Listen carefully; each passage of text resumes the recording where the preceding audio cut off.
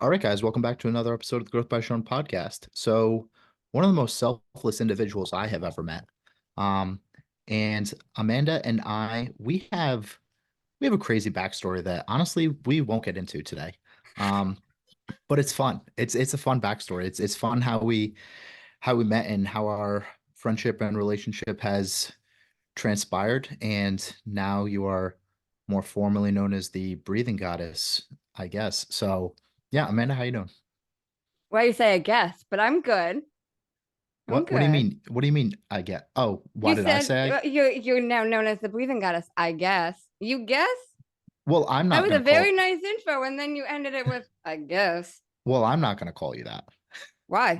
I'm not gonna go like look at you and be like, "Hey, breathing goddess." Like, no, I'm Why? just gonna because I'm gonna call you Amanda Why? because that's your name. So Yeah, that's why. Don't get into your All right, guys. We're gonna interview Amanda today. Why don't you just let us know a little bit about who we're talking to? Um, and really the floor is yours. However you want to transpire a little bit of your story here. okay.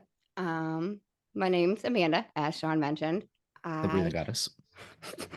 the breathing goddess. You can find me on all social media as the breathing goddess. Nice. I am a breathwork facilitator. That's where that breathing goddess came from and kind of why I created that identity for myself. I also am a podcast host. I host Amanda's Mindset, hence the show. Mhm. Um, yeah, and I interview a wide range of people who have been through different experiences, who have helped them shape and change who they are as a person. I'm Mm, also a paralegal and I'm super into fitness. And yeah, that's pretty much who I am. cool. Um, So yeah, there were a lot of different ways that I wanted to take this because I've been able to see a lot of your evolution through the mental, physical, and spiritual side of life. So if there's one that you would like to start with, um, I will allow you to see which one you want to dive into from there, and then I will start bombarding you with some questions here. So mental, physical, or spiritual growth in terms of your journey. Uh, Physical. Physical. All right. So you used to be overweight and now go to the gym every single day, like crazy routine. Like it has really become a part of who you are. So when you were first starting out, all right, what was the most difficult part of even just getting into the gym or eating healthy in general?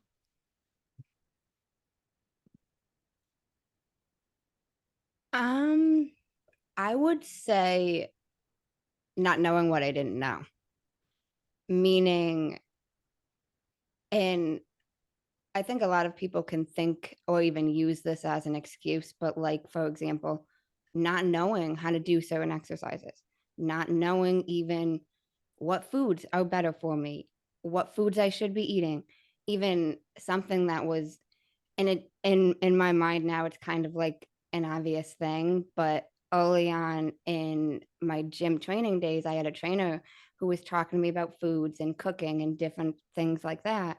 And I was still using like butter in the pan to make my chicken. And he's like, "What the hell are you doing?"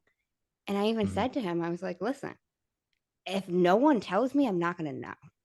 And it could seem like a common sense thing, but the most difficult thing for me was just not knowing what I didn't know. And I didn't grow up with those type of role models that were eating healthy foods, were very active in their lives, were cooking high base protein meals. Like, it's not something I saw.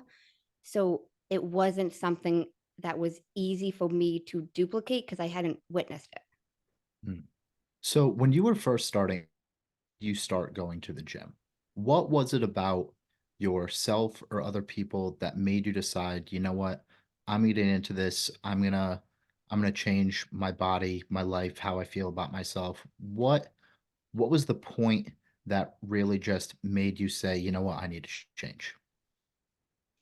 It was actually and it was kind of a random situation, but I was living on the third floor of an apartment at the time, and I wasn't carrying anything in my hands.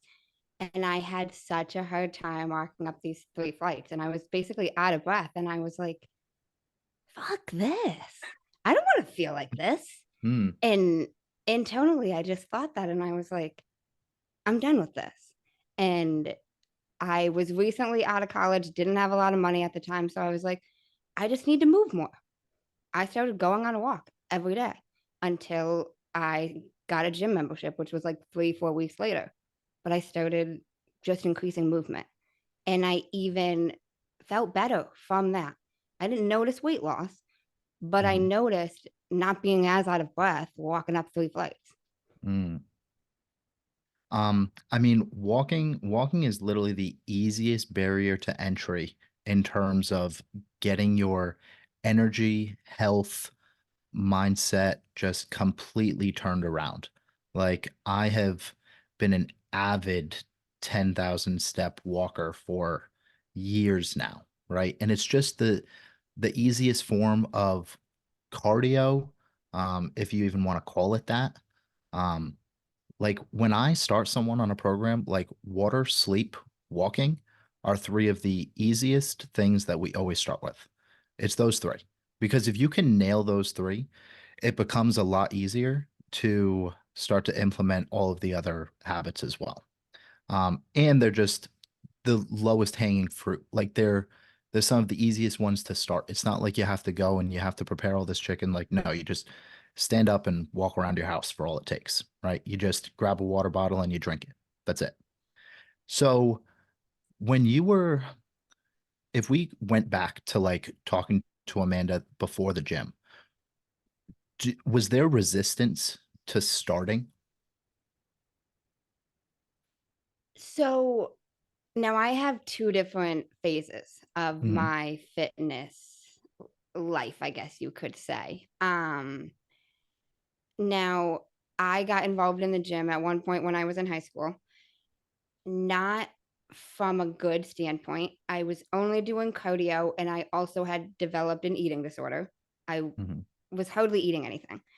Then I went to college, gained weight back, got involved in a toxic relationship. Post all of that, got back involved in the gym.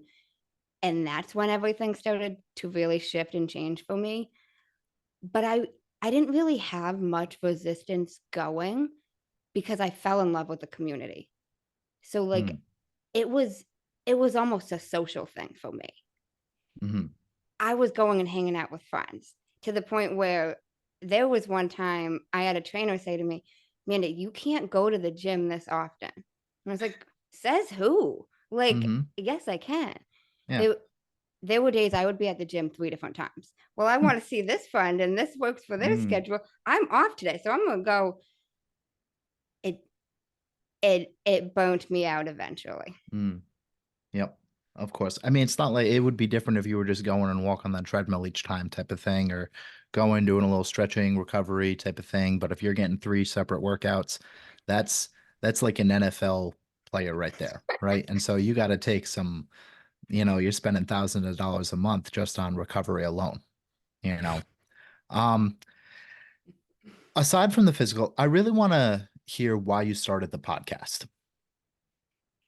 Why I started the podcast? Hmm. Couple reasons. So for a couple years, I used to just post different videos on either my Snapchat, my Instagram story, talking about random shit. And honestly, I didn't really think anybody listened to it, anybody really Hmm. cared. I don't know what the hell I was even talking for, to be honest. Hmm. But I had a friend say to me once, why do you only share this with people who like you? And I was kind of like thinking, fuck you, but okay. Hmm. And she's like, people who even don't like you could benefit from this. I didn't know what the hell that meant at the time. Okay. I've always been someone who's a talker. You've known me for years. I've always got shit to say. Yep. Always. Yep. Well, then I went and I got certified in breathwork. And now I didn't stop talking there. Even if I didn't have a question, I always had a comment. Even the trainer at one point I was raising my hand and he had his back to me and he's like, does anyone have a question before I call on Manders? Then the last day he says to me, Manders, you got to start a podcast. And I was like, okay, but you got to be on it. And he's like, you get enough guests, then I'll be on it. I was like, bet. And then I Googled, how do I start a podcast? And then I texted you when I couldn't figure it out with Google. And here we Mm-hmm. are. That's it. So, what led you? I feel like there has been such a big shift for you in terms of your just mentality to life and where you want to take this life. So, I feel like that shift for you really started after you got certified as a breathwork project practitioner.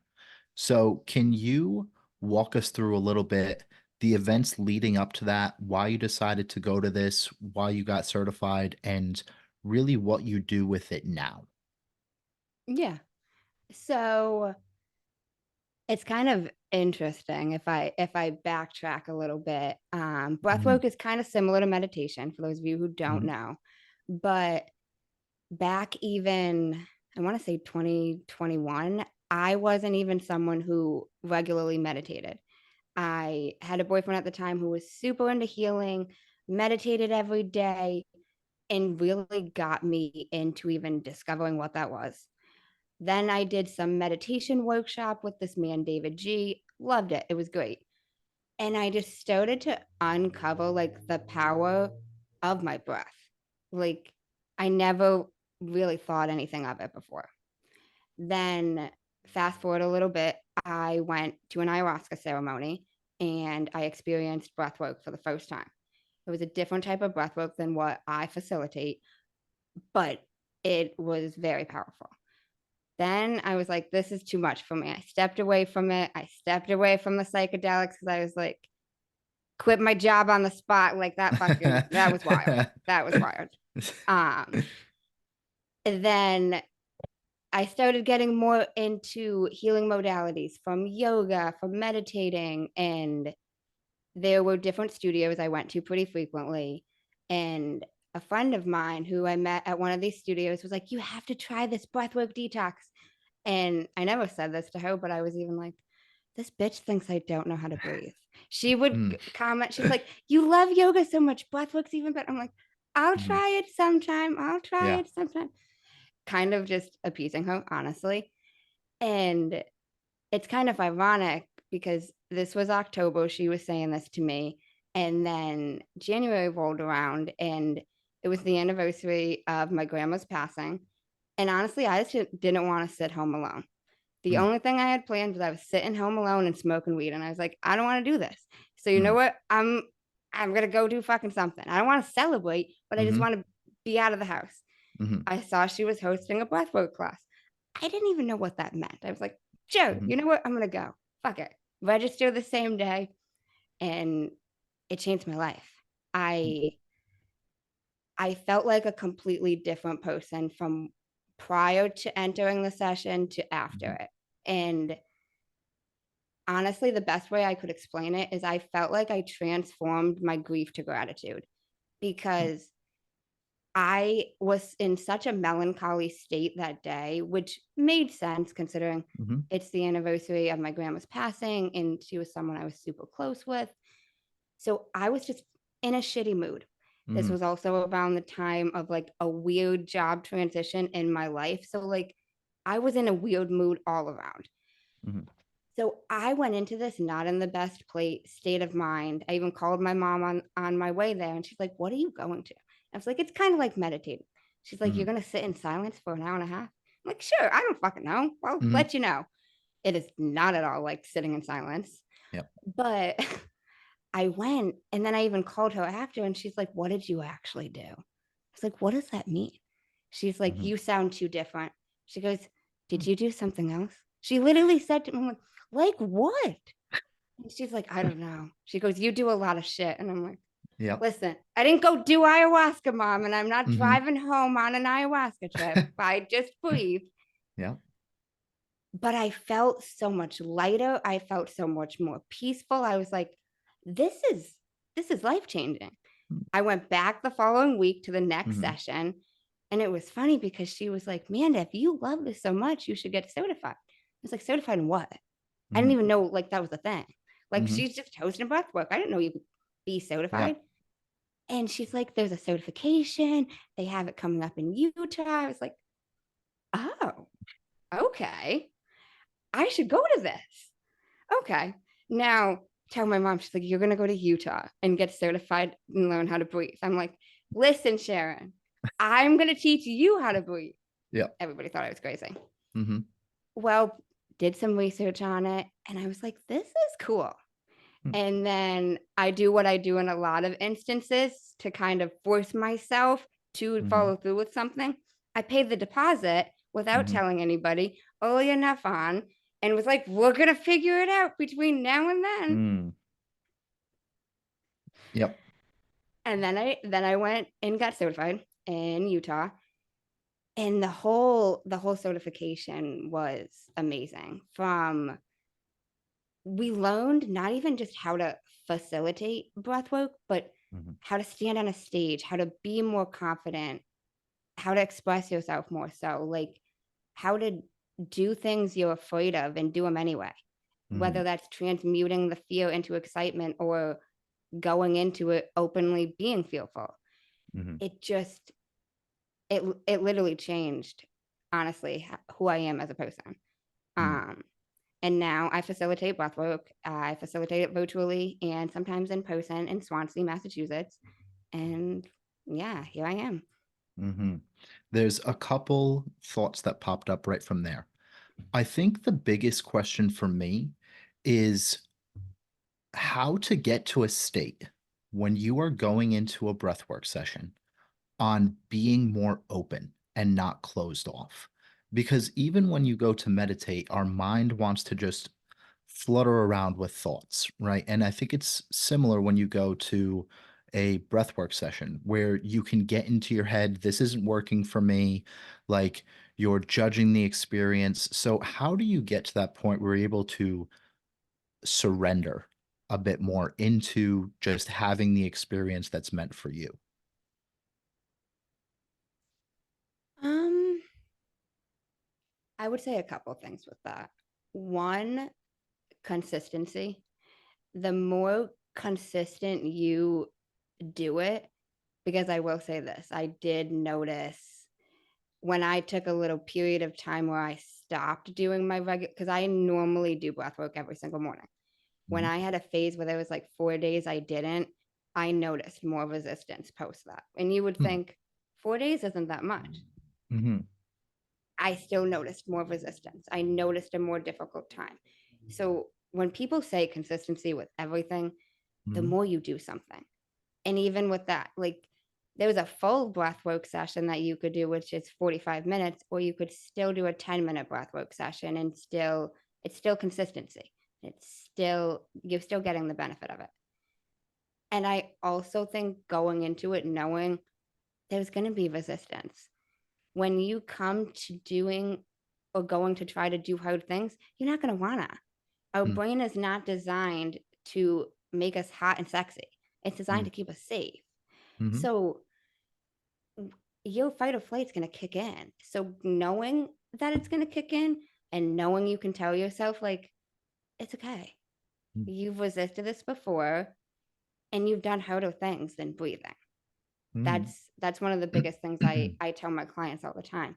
You've done harder things than breathing. That's very true.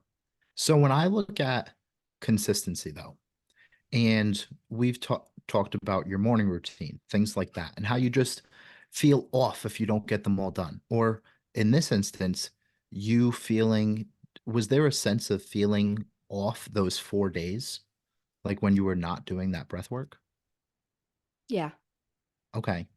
Then when you look at that, do you think that you need to do breath work every single day for the rest of your life in order to feel the way that you want to feel? No. Okay. Then where was the resistance coming from you taking 4 days off? I mean, you don't need to do anything for the rest of your life. Hmm. But if you stop doing a hard thing, or even if you don't stop doing it, it's still going to be difficult when you go to try to do it. Hmm. There's going to, maybe not difficult is the word I want to, there's going to be resistance. Hmm. Part of your brain is going to say, no, you shouldn't do this. It happens to me all the time, even still with breathwork. And I facilitate and I still do it so regularly. And there's times when I'm like, you could do this instead of doing the breathwork right now. And I'm like, brain, shut the fuck up. Shut the fuck up. We're not doing that before breathwork. No. Hmm. Go eat breakfast before. No, because then it's going to fuck up my experience because you shouldn't be eating Hmm. that too close. Yeah. Like, your brain will tell you stuff. So, like, Hmm. there's always going to be resistance.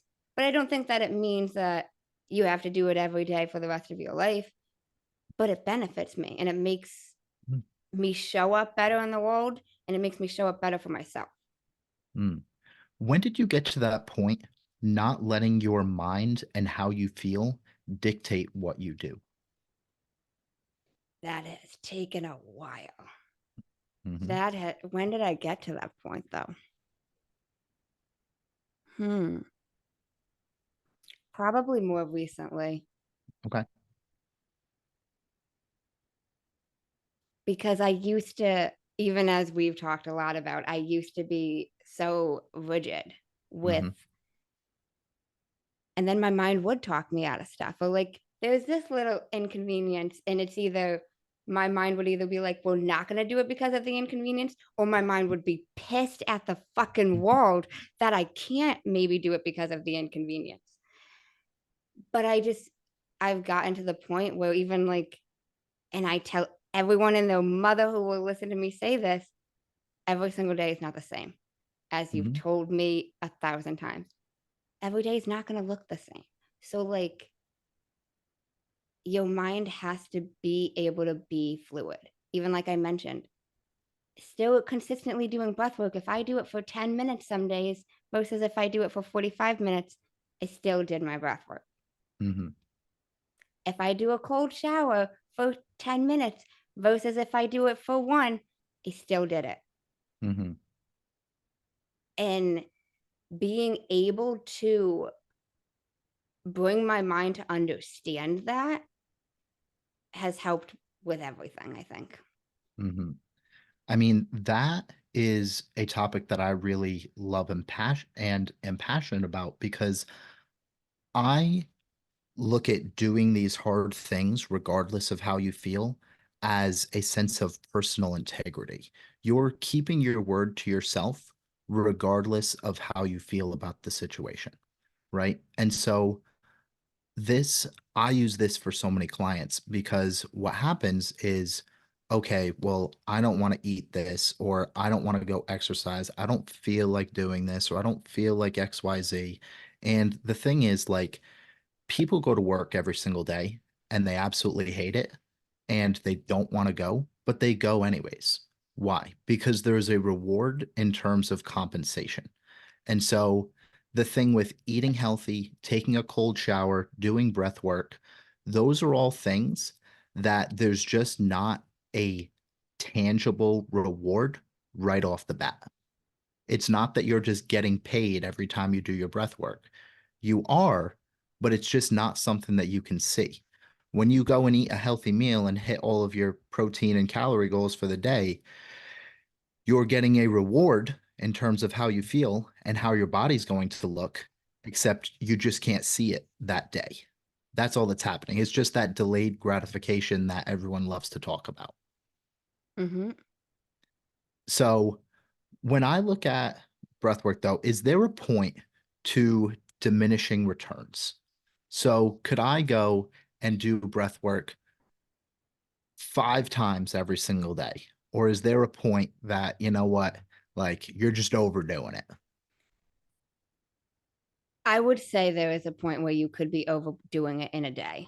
Hmm. Absolutely. Because every experience is different, but a lot of shit is likely going to come up, like whether it's emotions, whether it's meant, like you're going to think about a lot of stuff often. Hmm. So, multiple sessions in a day I think would be difficult.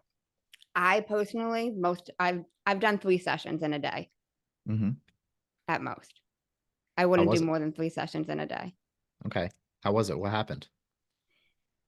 I mean, nothing happened, but I was in a very trans, like like neutral, like yogic type state all day, basically. Yep. So when you're doing breath work, even when someone is coming to you looking for breath work, who is it that will benefit from breath work? Who specifically? I understand generalizing, saying everyone can benefit from going to the gym. Everyone can benefit from getting water. Everyone can benefit from eating healthier. But when you're providing a service for someone, I think it's important, and feel free to disagree, but I feel it's important right now that you have to, in order to differentiate yourself from someone else, you have to niche down in a sense and be very specific about who you're helping and what the problem you're solving is and what the outcome will be. So with breathwork, what is the problem? I guess less about a person, but what is the problem that you're solving with breathwork? And what is the outcome that people are looking for with breathwork? I would say the problem that I'm solving is, I wouldn't say it's just one problem. I would Mhm, say it's kind of a combination between stagnation and lack of clarity. mhm, And I would say that because that's what my biggest problems were. So being in a feeling stuck, feeling stagnant, and lack of clarity in terms of where you want to go, they're kind of intertwined. Um, but I would say those are the main problems, basically because breathwork has helped me most in terms of those areas. Just figure out what I want, figure out what I don't want. mhm, And it's also really powerful to figure out what you don't want. And breathwork has helped me with that so much, ironically enough. Like I've seen visions. Like I was actually somewhere one time doing a breathwork session, and I got in the breathwork. It was like, you gotta go. You can't be here with this person anymore. You gotta go. And the way I got out of that situation was weird, but it was like, and it was meant for me to go. Um, but I would say people who are confused, stuck. They don't know where to turn. They don't know what's next. They're looking for clarity. Maybe they need clarity in terms of personal life, professional life, just clarity in general. And they're looking for what's next. But also people that are open. What I mean by open is that don't have too much of a wall or too much resistance up. mhm, Even myself at one point, I know I was when that woman was first reaching out to me, and I didn't tell her I know how to breathe, but I was like, I'll come sometime. That was mhm. essentially me saying, bitch, I know how to breathe. Yeah. Like I was not open to it. So if you're not open to it with whatever it is, it's not going to work. Mhm, And I'm a strong believer in that. You shouldn't do mhm, something if just because somebody else thinks it's great, or just because you've read XYZ, or just mhm, because you hear me say it on a podcast. Doesn't mhm. mean you should do it. Yep. What is the most profound vision or sense of clarity you have gotten from breathwork? Walk me through that experience. Okay. Um, well, I was living in a different state at the time with this guy that I thought was I was meant to be with, and things were good, things were fine. But it was during a breathwork session that I saw visuals that I just needed to go. And it was basically, I saw other people telling me, he's not meant to be yours. Like I was hearing people yell this at me in this breathwork session. And I was hearing, you got to go. You got to get out of here. And it was just interesting because things slowly started to deteriorate between him and I post Mhm, this. Like, he didn't know what I visualized, he didn't know what mhm, happened in the breathwork session. But even it didn't come true exactly, but some of the similar instances happened. Like similar people, like, okay, they weren't in person saying this to me, but oh, I had different people saying things to me. And then different things were uncovered. And I was like, ew, Hmm. okay, okay. And it was honestly breathwork that made me leave because I was planning on moving and staying in this other state with this man. And Hmm. it literally happened randomly. And I even said to him, I was like, I gotta go. I was like, I'm gonna pack my stuff. And he's like, what? And I was like, if you want to take the drive with me, and yeah, yeah. Wow. So you have had many experiences now, just from the context of the podcast itself. You've went and quit your job on the spot. You have gone and almost and you've ended relationships. Like this has been it's very interesting to witness, to say the least, right? And so when people hear this though, we all have this sense of wanting to be understood, right? And so I don't know your relationship to when people judge you now, okay? I don't know if it's good, bad, indifferent. Someone hearing this or even touching base with you about breath work and just not like just trashing it, trashing yourself, how do you overcome that when someone doesn't see what you see in breath work? I mean, easily, because what's for me isn't for everybody else. Like just because breathwork works for me doesn't mean breathwork will work for you. That's with everything and anything.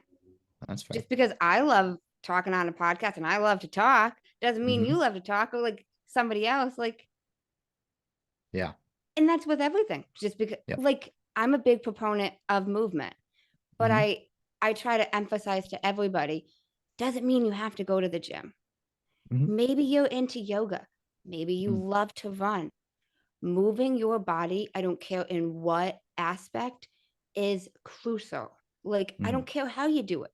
Maybe you're not a gym rat like I am, but maybe you love to swim. Universally, breathing is fucking good.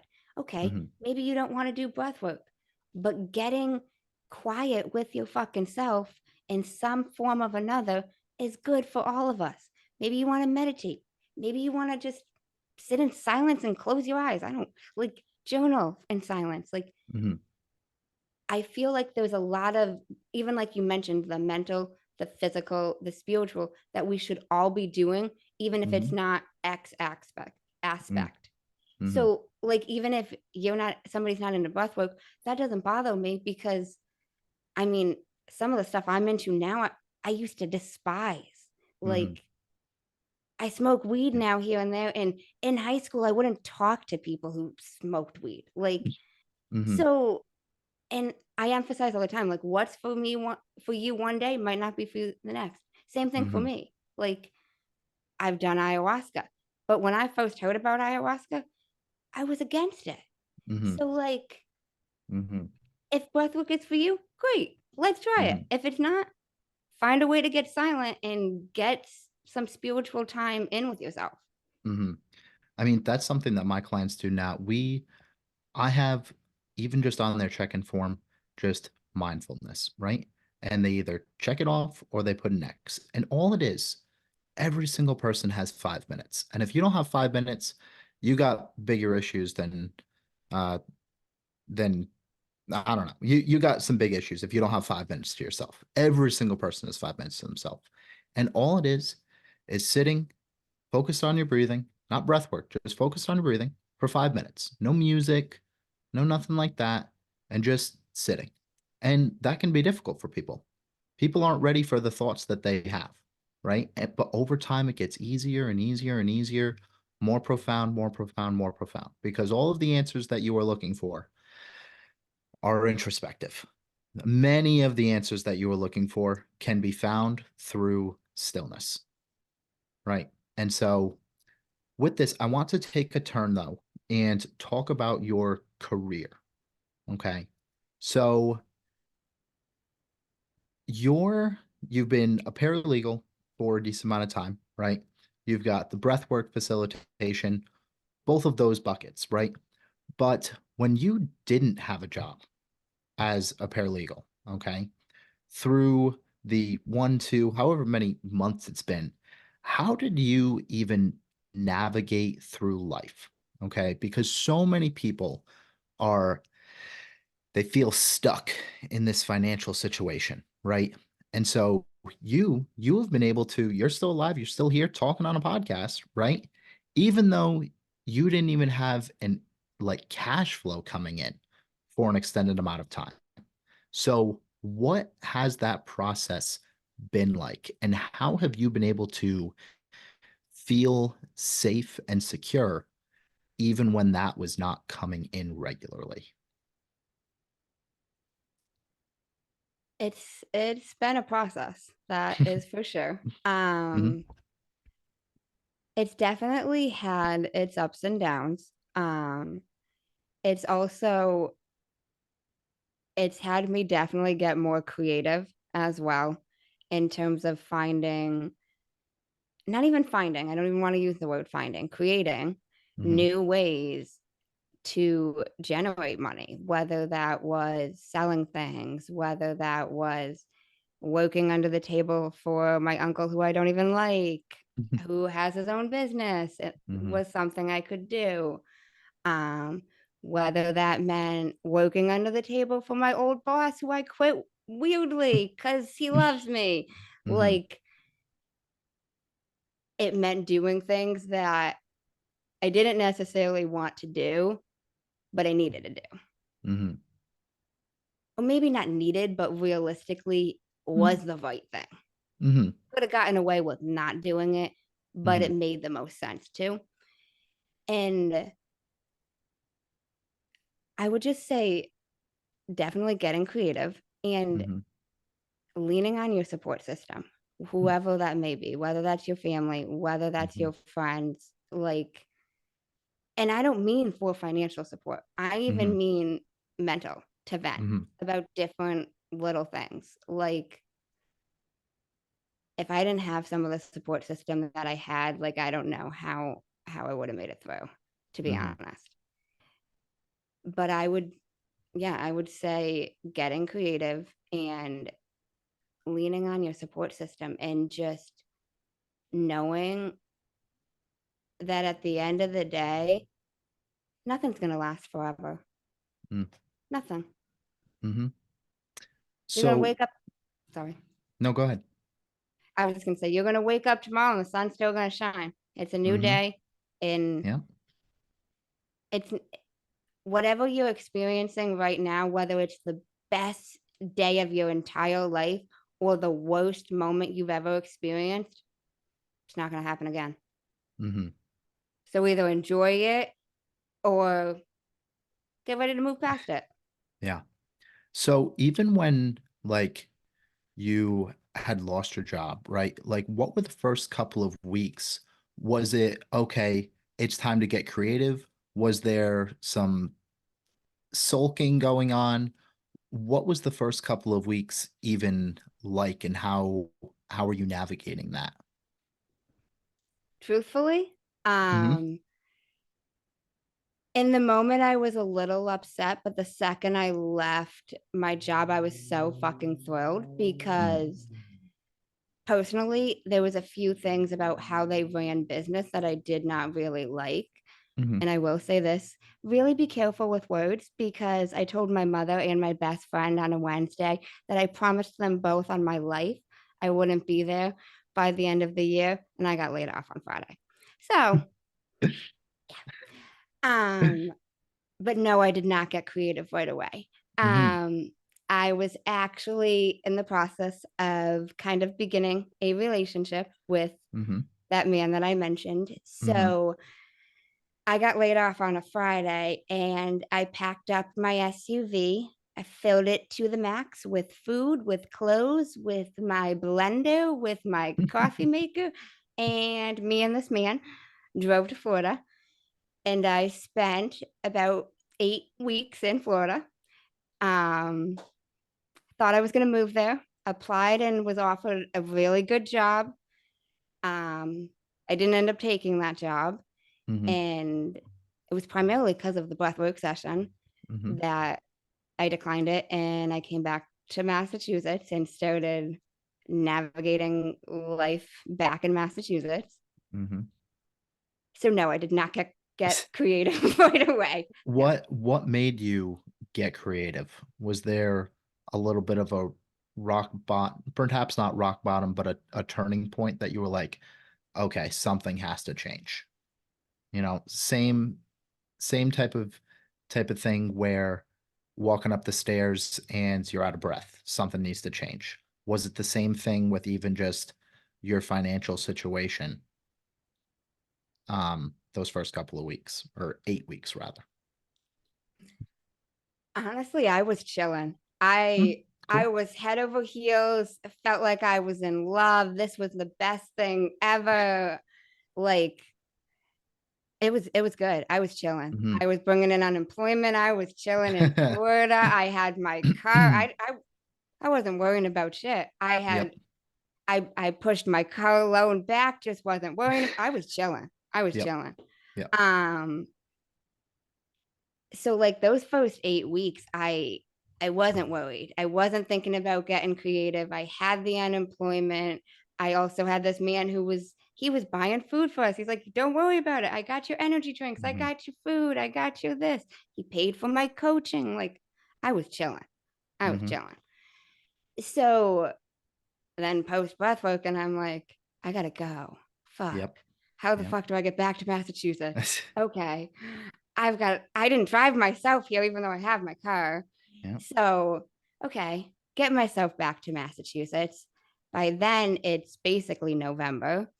And I'm like, okay, now to navigate like what I'm doing here. It also came to me during a breathwork session that I should offer a breathwork and fitness workshop. Started Hmm. offering that, and I started doing that in Rhode Island. And I was very heads heads in that. I wasn't even applying for jobs, to be honest. I went Hmm. like 2 months where I wasn't even applying. Hmm. I was to the point where like unemployment, you got to show them that you're applying. I'm clicking apply on Indeed to say that I'm applying. Like, Yep. what the hell I'm Yep. applying for? I could have applied to be a pastor. Like, there's a meme that says, Yep. "Better be careful." I like that would be me. That would be me. So I wasn't worried about it. December rolls around a little bit. Holidays, I'm like, shit, okay. Then I still got unemployment. I'm like, it's fine. No big thing. No big thing. And then I kept telling myself, I'm gonna start working after this. I'm gonna start working after this. Again, words are very, very powerful because at the very beginning, I said, if I have the opportunity to bring in unemployment, since I didn't have that opportunity during COVID, I'm Hmm. not going to work. Hmm. Well, I started getting more job offers as soon as my unemployment ran out. I Yep. got three the day my unemployment ran out. Oh Three my. job offers in one Yep. day. Yep. Yep. It's been interesting to watch your growth, even just with words themselves, right?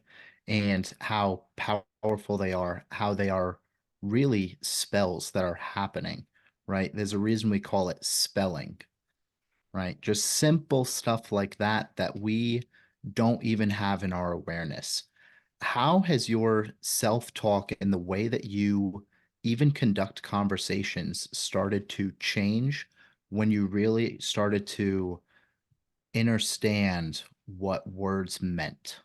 And what was the day, or when did you start to realize, oh, these words are powerful? I have an idea, but I'm curious. Hmm. Can you repeat the first part of that question? When, You said so that when when, the date, but what did you say yeah, before that? when did you start to realize, when did you start to notice a change? I don't know if this is exactly how I worded it. When did you really start to notice a change in your self-talk or the way that you conduct conversations with words themselves? Um, when did I notice? Um,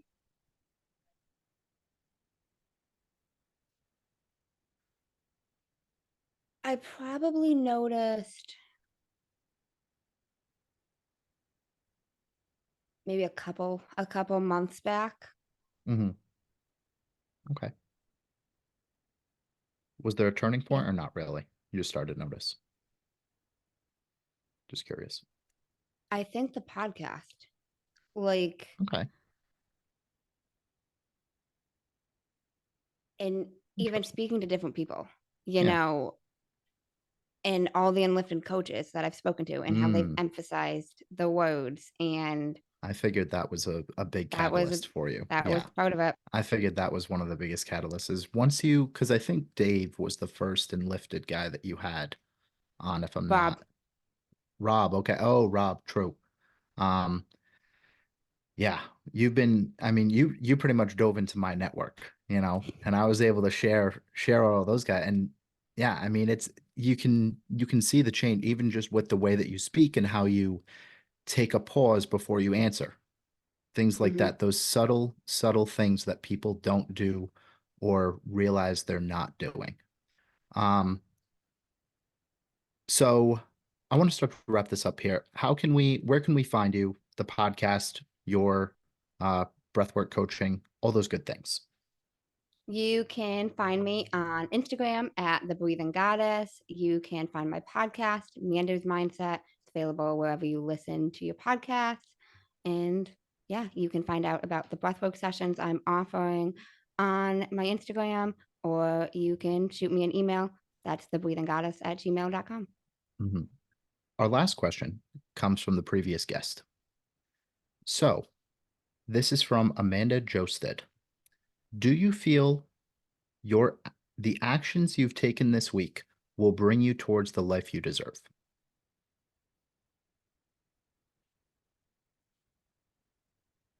Hmm.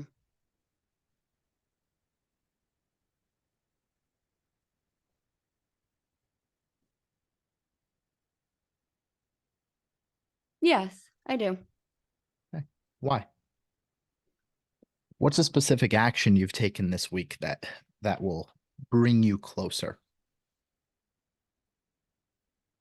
Well, yesterday, for example, Hmm. when it was the only day I know this week that I won't have to be up at 3:30 in the morning, I slept in until 7:30 and Hmm. I got great rest. I woke up very restful. I still went to the gym. I meal prepped all day yesterday and I set myself up for a great week. And it could be looked at, and it's ironic because even 6 months ago, I would have been pissed at myself for sleeping in, for going to the gym, for not doing my morning routine at 3:30 in the morning. Hmm. But now it's like it did all the shit. I got great sleep. Okay, I woke up at 7:30, which isn't really late. Hmm. Not too shabby. Yeah. That's setting me up Okay. pretty good. Sweet. All right, man. Thanks for doing this with me. All right. It's much appreciated. And Thanks for having me. yeah, I'm just looking forward to the one that we get to do in person sooner rather than later. Okay, I'm down. All right. Sweet. Thanks, guys.